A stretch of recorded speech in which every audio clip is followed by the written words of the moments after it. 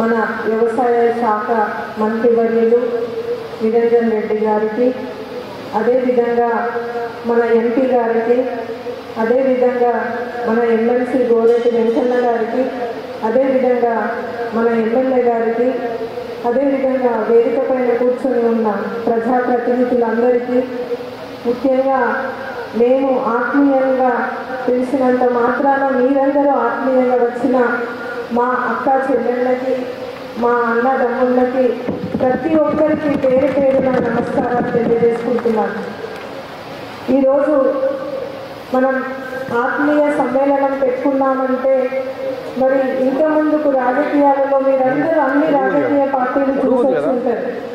మరి ఇంతమందికి ఎవరన్నా ఏ నాయకుడు కానీ, ఏ ముఖ్యమంత్రి కానీ, ఏ ఎమ్మెల్యే కానీ మరి ఇలాంటి ఆత్మీయ సమ్మేళనం చేయాలనే ఆలోచననే మరి వాళ్ళకు లేదు.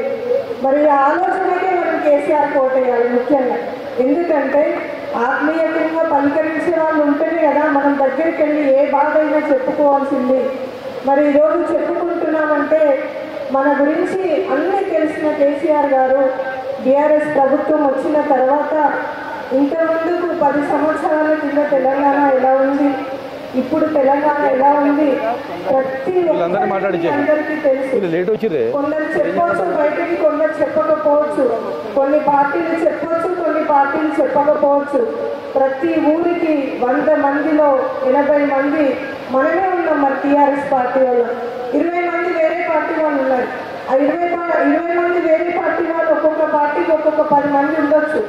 వాళ్ళు ఏం చేస్తారంటే మనల్ని వాళ్ళు ఎందుకంటే వాళ్ళ పార్టీలో ఉన్నారు కాబట్టి ఆ పార్టీకి న్యాయం చేయాలి కాబట్టి తప్పకుండా మనల్ని ఏదో రకంగా వాళ్ళు మన మీద రాళ్ళు వేయాలని, ఇది చేసిండ్రు అది చేసిండ్రు, ఇక్కడ కుంభకోణం జరిగింది, అక్కడ కుంభకోణం జరిగింది, అభివృద్ధి చేస్తే కుంభకోణాలంట.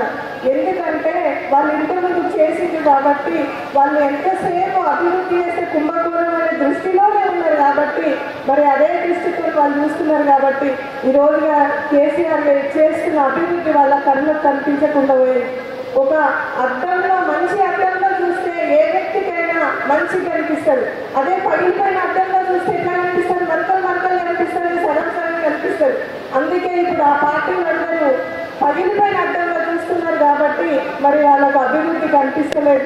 ఇందాక అందరూ పెద్దలు చెప్పిండ్రు అన్ని అభివృద్ధి సంక్షేమ కార్యక్రమాలు ఏమొస్తున్నాయి, ఇక్కడ ప్రతి ఒక్క సర్పంచ్కి తెలుసు, ఇక్కడ ప్రతి ఒక్క వ్యవసాయం చేస్తున్న వాళ్ళకి తెలుసు, ప్రతి ఒక్క విద్యార్థికి తెలుసు.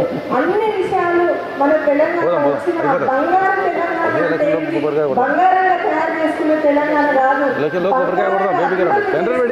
మన తెలంగాణకు మనమందరం ఎప్పుడు కేసీఆర్కు వెన్నుముకగా ఉండాలి తప్ప ఇప్పుడు చిల్లర రాజకీయ పార్టీలు ఎన్నో. సముద్రం ఎట్లుంటుంది? ప్రశాంతంగా ఉంటుంది. సముద్రంలో తిమింగలాలు మొత్తం చేపలను తినేసేది కనపడదు.